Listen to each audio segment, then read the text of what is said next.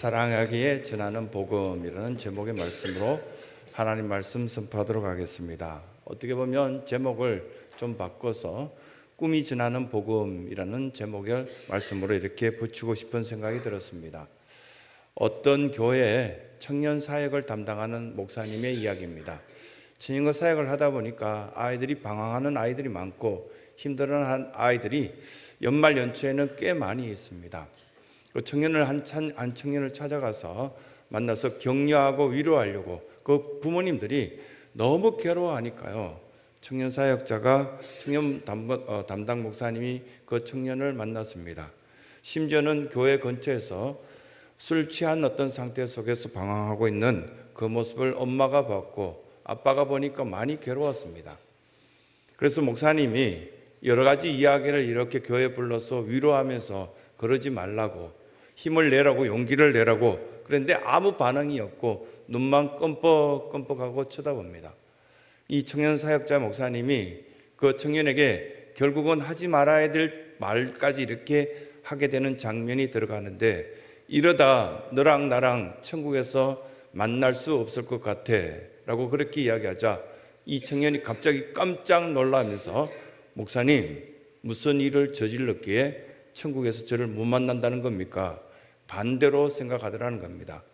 이 청년은 목사님이 큰 실수를 해서 무슨 문제가 있어서 자기는 전혀 문제가 없고 목사님은 문제가 있어서 천국에 못 오시는구나 그런 생각을 하였다는 이야기를 들었습니다.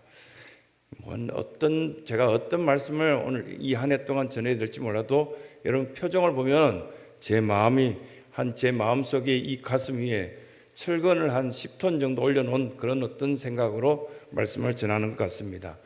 역사적으로도 보면 나쁜 일을 하는 사람이 꽤 많습니다. 작년 한 해 동안에도 보면 그랬고요. 올해도 좋은 일을 한 사람이 있는 반면에 나쁜 일을 하는 사람들도 물론 있다는 것이 사실일 겁니다. 그런데 나쁜 일을 한 사람들을 쭉 추적하여 그 사람들 역사적으로 악을 행했던 너무 못된 짓을 했던 그 사람들을 이렇게 살펴봤을 때 어릴 때 정신병리학적인 굉장히 문제가 있더라는 것이 발견되었습니다. 그래서 자기를 사랑할 줄 모르더라는 겁니다. 그것보다 더 심각한 것은 최근에도 우리 교회 속에서 사랑하는 젊은이들과 이렇게 만나서 대화하는 가운데 꿈이 없다는 것이 발견되었습니다. 그냥 하고 싶은 것이 없고요. 목숨 걸고 싶은 것들이 없다는 겁니다. 그래도 가난하였을 때는 많은 젊은이들이 70년대, 80년대 조금만 부모들이 도와준다면 이것 하고 싶은데 그런 생각으로 굉장히 애썼고요. 하루에 여러 가지 일들을 감당하면서도 그 꿈을 향하여 살았던 여러 흔적들을 우리는 역사적으로 보게 되는데요. 그 반면에 또한 좋은 일을 행했던 그 사람들을 보면 자기 했던 인생을 살아오면서 부모님께 받은 사랑, 하나님께 받은 사랑, 이 교회 공동체 속에 받았던 그 사랑들의 동기부여가 되어서 잘하면 나는 저 가난한 밀림 지역에 가서 의사로 이렇게 생활을 해야 되겠다 이런 말들을 하는 젊은이들도 아직은 있습니다. 동기부여가 제대로 된 그 젊은이들이 보면 사랑받았던 흔적들이 있고요. 꿈이 있다는 공통점이 있다는 사실입니다. 아직도 우리는 중요하게 생각해야 될 부분 중에 하나가 보면 우리에게 있어서는 이 꿈을 잊어버리지 말고 하나님께 이 예배를 드리면서 나의 잊어버렸던 희미해졌던 그 꿈들을 다시금 되새기면서 요셉처럼 살아가야 되겠구나 그 생각들 이 말씀 속에 가지라라는 어떤 말씀들을 이사야가 하고 있는 것을 보게 됩니다. 1절 말씀의 시작을 볼 때 이새의 가문에서 태어난 인물들이 그 인물 가운데 어떤 일을 하게 되느냐 하나님의 영이 그 위에 머물자 지혜와 총명이 그리고 어떠한 지식과 재능 이런 어떤 일들이 그로 통하여서 이루어지게 될 것을 이 말씀은 우리에게 교훈해 주고 있습니다. 특별한 은사가 왜 이 사람에게 임하여졌는가? 그것은 그 꿈들을 가지고 있었고 그 꿈들을 하나님께서는 실제적으로 이루어지게 된 것을 말씀을 통해서 교훈해 주고 있다는 사실입니다. 잊지 말아야 될 것은 우리 사랑하는 성도들에게 있어서는 꿈입니다. 하나님께서 여러분들을 귀하게 여기시는데요. 그 꿈이 없는 자식과 대화를 해보신 적이 있습니까? 참 오늘 뭐 이렇게 여러 상황이 다 안 좋네요. 보면 이 겨울이 되면 히타 바람이 제 목에 딱 와닿는 순간 지금부터 한 몇 분 뒤에는 거의 잘 목소리가 들리지 않을 정도로 목이 잠기게 될 건데요. 좀 이해를 하시고 말씀을 들었으면 좋겠습니다. 꿈이 이루어졌기 때문에 꿈을 가지는 것 아닙니다. 어려웠을 때도 꿈을 가지라고 하나님께서는 우리에게 말씀하고 있고요.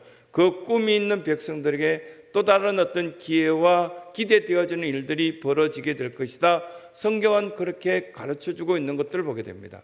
그런데 이상하게도 잔인하게도 우리는 뉴스를 보거나 살아가는 데 있어서 정말 짜증스럽고 세상이 싫어질 때가 많은 것을 보게 됩니다. 거짓된 정치인들 바라보면 정말 저런 정치인들 없어졌으면 좋겠다 싶은데 그러면 뉴스를 만들어낸 기자들이 문제인지 모르지만 매일마다 매 순간마다 또 다른 어떤 너무 악해 보이는 사람들이 또 뉴스거리로 떠오르게 됩니다. 우리는 평생 모아도 겨우 1억을 잘 모으기도 힘든 저 돈이 주고받고 저렇게 장난친단 말이야. 이런 생각이 들기도 하고요. 또 한 가지는 타락된 목회자들의 모습 보면 저를 포함해서 여러 어떤 목회자들의 모습들이 참담하기 그지없는 상황으로 치닫고 있습니다. 총회석상에서 회의를 하다 보면 그냥 고성이 오고 가고 욕하는 것 기본인 것 같고요. 그리고 또 그분들의 인품들이 보면 참담하기 그지없는 여러 가지 모습들이 있습니다. 이 바람나는 사람들, 이성적으로 타락된 어떤 모습들, 심지어는 물질들로 통해서 타락된 그 모습들이 횡령죄로 이렇게 교도소에 들어가는 교회 지도자들 어떻게 생각할 수 있겠는가? 생각하기도 싫을 정도의 문제들이 드러나죠. 그러면 성도들이 어떨까? 52주 성수주의를 할 수 있는 성도들이 몇 프로 된다고 생각하십니까? 중직자들을 세울 때는 그래도 새벽기도 좀 하라고, 또 성도들을 향해서 신방도 하고 위로도 하고 서로 사랑하고 섬기는 모습 좀 보여줬으면 좋겠다, 그렇게 기대를 하고 세우는데 몇 프로 정도 가능하다고 생각하십니까? 세상이 정말 어떤 싫다라고 말하는 여러 젊은이들과 어떤 젊은 집사님들의 이야기를 들어보면 왜 이런 어떤 이야기가 들려올까라는 것이 뚜렷하게 우리에게 말씀하신 것들이 있는데, 이 속에서도 하나님은 뭐라고 말씀하시냐? 꿈을 가지라고. 그래도 가능하다고.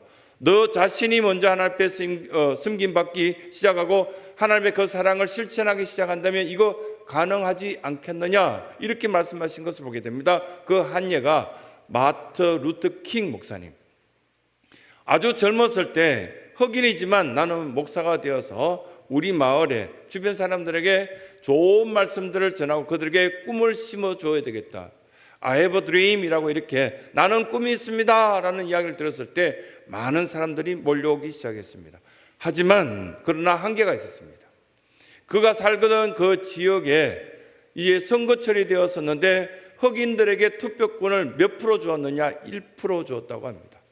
그때 당시에 셀마라는 어떤 영화도 나왔습니다. 그 셀마라는 영화도 나왔는 이 지역에 흑인들에겐 단 1%, 백인들이 99%의 투표권을 갖고 있었습니다. 이것들을 교회 목사로서 봤을 때 잘못되었다 싶어서 거리로 나가기 시작했고, 이 마틴 루터 킹 목사님을 따르는 많은 사람들이 모여오기 시작했습니다. 그런데 마틴 루터 킹 목사님 앞에서 충격적인 장면이 하나 있었습니다. 10몇 살밖에 안 되는 아이가 피켓을 들고 시위하는 그곳에 경찰관이 총을 쏘아서 그 젊은이가 바로 즉사하는 장면을 마틴 루터 킹 목사님을 보게 됩니다. 결국은 39살 때 마틴 루터 킹 목사님도 이 살해당하는 그런 일들을 경험하게 됩니다. 그 일들을 쭉 경험하면서도 어느 날 셀마에서 몽고메리까지 걸어갑시다. 우리가 선하게 행진하면서 하나님은 우리에게 꿈을 주신 대로 이 모든 것들이 이루어질 것입니다. 여러분들이 기억나는 장면들 있는 분들도 계실 겁니다. I have a dream 이라고 그 설교의 첫머리로 나는 꿈이 있습니다. 이 셀마가 바뀌어지고 몽고베리가 바뀌어지고 그 지역 전체가 바뀌어서 모두가 평등한 세상, 하나님을 마음껏 섬기고 하나님께 사랑받을 수 있는 모든 세상이 올 것입니다 라는 그 설교하는 장면을 기억하시는 분들도 있을 것입니다. 이러한 일들이 있을 때 셀마에서 몽고베리까지 걸어갈 사람들 모이십시오라고 말했을 때 저는 기억하기를 그때 당시에는 문자가 없었습니다. 온라인도 없었습니다. 그냥 구두로 소식을 전하는 그 시대에 많은 사람들, 엄청난 많은 사람들이 몰려왔는데 셀마에서 몽고베리까지 거리가 87km입니다. 이 87km를요 그냥 보면 전혀 쉬지 않고 빠른 걸음으로 걸어갔을 때는 엄청난 14시간 이상 걸어가야 될 이 거리를 수많은 사람들, 심지어는 아기들도 그 앞장서서 하나님 우리에게 평안을 주옵소서, 우리에게 평등을 달라고 그렇게 구호를 외치면서 그들은 걸어가기 시작했던 흔적이 있습니다. 왜 그들은 이런 꿈을 가졌을까? 이렇게 생각해 볼 때 이 이사야가 청년이었을 때 하나님의 음성을 듣고 이것을 사랑하는 교원들에게, 사랑하는 하나님의 사람들에게 이 메시지를 전해주려고요 그렇게 애쓸 때 그곳에서는 소망이 있었을까? 아마도 지금하고 비슷했을 거예요. 영적 침체기거든요. 아마도 지금 우리에게는 갈급하게 하나님 은혜를 갈구하며 살아가야 될 텐데 이미 깊은 잠에 빠져 있는 어떤 상태 속에 하나님 말씀이 들리겠습니까? 그리고 이 중직자들에게 같이 기도합시다 이렇게 말했지만 기도하겠느냐? 이런 어떤 이야기가 계속적으로 들리고 10년 동안 제가 들었던 많은 이야기들 가운데 설교 잘해 보십시오. 누가 안 듣겠냐? 이 이야기를 끊임없이 들었거든요. 그러면 이 이사야가 그 젊은 청년으로서 이 길거리에 나가서 하나님 말씀을 전하였을 때 과연 그들에게는 꿈이 있는 현상 속에 있었는가? 그렇지 않았습니다. 그렇지만 이 이사야 선지자가 하나님 말씀을 외친 내용들 보면 잊지 말고 우리는 고백하자고, 우리에게는 꿈이 있다고, 우리에게는 하나님께서 함께 하신다고, 하나님은 우리에게 주신 그 꿈들을 이루어질 것이라는 사실을 선포하며 나아가고자 그런 어떤 외침을 첫 번째 우리에게 말씀하고 있는 것을 듣게 됩니다. 또 한 가지는요, 꿈은 이론이 아니라 실제입니다. 꿈이 만약에 이론이 되었다면, 사랑이 이론이 된다면 사람 괴롭히는 것이거든요. 사랑은 실천되어졌을 때, 나눔이 있을 때 그것이 실제 사랑이 되는 것이지, 이 교회 속에서뿐만 아니라 이 나라 속에서 정치인들이 말하는 사랑들은 다 거짓말이거든요. 대부분 다 현수막도 이렇게 보면 길거리에 쳐다보면 몇 억을 제가 이렇게 갖고 와서 이 지역을, 그거 국민들의 세금 아니야? 엉뚱한 소리를 하고 있어. 이런 생각을 저는 갖고 있습니다. 그런데 하나님 말씀으로 돌아가서 여러분 하나님 말씀만 기억해 보십시오. 하나님께서 여러분들에게 마음을 놓고 하시면서 이 시대나 어느 시대나 사람이 없다고요. 어떤 공장이나 어떤 회사나 어떤 교회도요 사람이 부족하다고요. 부목사 때 기회를 하나님께서 주셔서 아주 규모가 큰 교회를 섬길 때가 있었습니다. 가장 어떤 큰 교회를 섬길 때가 언제였냐면은 부목사, 부교역자가 36명 있을 때 저는 총괄 목사라고 서열 1위에 있는 어떤 목사로 이렇게 한동안 섬긴 적이 있습니다. 그런데 해마다 딱 이때가 되면 사람이 없다는 겁니다. 주차 봉사할 성도가 없고 주방 봉사할 성도가 모자란다고요. 목사님 빨리 구해주세요. 이 요청들이 계속 끊임없이 있었습니다. 한 번도 이렇게 보면 사람이 넘친다는 이야기가 없었습니다. 그럼 저는 어릴 때 자랄 때 이렇게 생각해 보면 이 교회 속에서 좀 규모가 몇천 명 되면 사람이 넘치겠지라고 생각했는데 아니더라고요. 이거 부목사들이 36명이 막 뛰어다니면서 일을 해도요 사람이 부족하다고, 사람이 없다고요. 그런데 그 사람들에게 찾고 계시는 사람들이 누구인가 가만히 들여다보면 꿈이 있는 사람을 찾고 있었습니다. 실력 있는 사람이 아니라, 그리고 능력 있는 사람들을 막 찾고 있는 것이 아니라 꿈이 있는 사람을 하나님께서 찾고 계셨고, 이 교회 속에서 여러분들의 마음을 놓고 하시는 그 메시지는 뭐냐면 당신에게 꿈이 있길 바란다, 이 말씀들을 성경에서 말씀하신 것을 보게 됩니다. 그 꿈이 있는 사람이라면 지금 내가 잘못되었다는 것을 회개하며 수정할 줄 압니다. 회개하며 나갔을 때 수정된 다음엔 어떤 것인가, 그것들이 구체적으로 실천하게 됩니다. 실제적인 회개는 실제적으로 제가 잘못되었습니다라고 말할 수 있는 그 모든 그 부분들이 수정되기 시작하는 그 순간부터 열매가 있기 시작하거든요. 왜 이렇게 보면 수정되지 못한 그것으로 통해서 또 다른 아픔을 겪고 있는가? 이것들을 깨달아야 되는데요. 이렇게 보면은 교육자들 한 36명 이렇게 아침마다 회의하다 보면 왜 어제도 실수했는가? 오늘 또 실수하지? 그래서 막 어른이 호통을 치면서 도대체 관리를 어떻게 하는 거야? 막 혼낼 때가 있었습니다.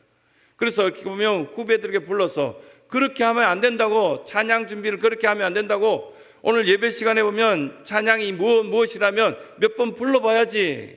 그리고 다시금 이렇게 반주자 불러서 이 찬양을 이렇게 하자고 준비되고 그렇게 해야 되지 않겠냐고 막 그렇게 했지만 그 다음 주 되면 그 친구는 똑같이 또 실수합니다. 과연 비전이 있다면 회개를 하느냐고, 회개를 했다면 그 회개한 것을 실천하고 다시금 그렇게 되지 않으려고 열매를 위해서 애쓰고 힘써야 되지 않겠냐. 이것이 꿈 있는 자들의 모습이라고 이렇게 성경은 가르쳐 주는데요. 그것들 5절 한번 보실래요? 성경의 5절에 보면 공의로 그의 허리띠를 삼으며 성실로 그의 몸에 띠를 삼으리라. 여러분들이 생각하는 공의, 자스티스는 뭡니까? 우리가 생각하는, 내가 봤을 때는 이렇게 해야 되는데 저렇게 해야 되는데 그 공의가 뭐냐고, 공의의 기준이 뭐냐라고 지금 묻고 계시는데, 대부분의 사람들은 내가 원하는, 내가 갖고 있는 저울추에 따라서 그것들의 무게가 이렇게 보면 재어졌을 때 그것들을 공의라고 생각하는데, 공의라는 것은 정확하게 다른 사람이 봤어도 내가 봤어도 정확한 어떤 저울추에 따라서 이것들이 평균대 위에 이 측정이 되어질 그때를 공의라고 그러거든요. 마치 설교 서두에 청년 담당 목회자가 술 취한 상태 속에 저렇게 방탕하게 지내는 이 상태 속에 있는 저아이에게는 꿈이 있겠냐, 그런 생각해서 설득하고 이야기해 주다가 너랑 나랑 천국에서 못 만날 것 같아. 그랬더니 도대체 목사님 무슨 짓을 했길래 천국에 못 가신단 말이에요. 이렇게 생각하는 그 젊이랑 똑같은 생각을 할 가능성이 있다는 사실입니다. 하나님께서는 우리에게 이 예수님께서 그때 그것을 통치하는 그때 공의가 온전하게 이루어질 것이다 이렇게 말씀하시는데, 이세의 가정에는 가난한 농부의 가정이었고요, 그 가정에는 이렇게 하나님께서 주신 은혜로 통하여서 이런 어떤 비전이나 꿈이 생길 가능성이 없었다는 겁니다. 그런데 하나님께서는 그들의 심령 속에 꿈을 구체화시켜 주셨을 때 민족뿐만 아니라 전 인류의 기억날 이름이 되었다는 사실을 이 말씀을 통해서 우리에게 교훈하시는 겁니다. 6절입니다. 그래서 6절에 보면 시작을 그때에 이리가 어린 양과 함께 있다고요. 불가능한 이야기를 쭉 이제 열거합니다. 표범이 어린 염소와 함께 눕고요, 송아지와 어린 사자와 살찐 짐승이 함께 있어. 어떻게 이런 가능성이 있습니까? 그런데 이 꿈이 이루어진다고요. 그때 예수님께서 주인이 된 그 나라에, 예수님께서 주인된 가정에, 예수님께서 주인된 내 마음이 이 주인된 어떤 모습들이 드러나게 된다면 그때는 이 일들이 이루어지게 될 것이다.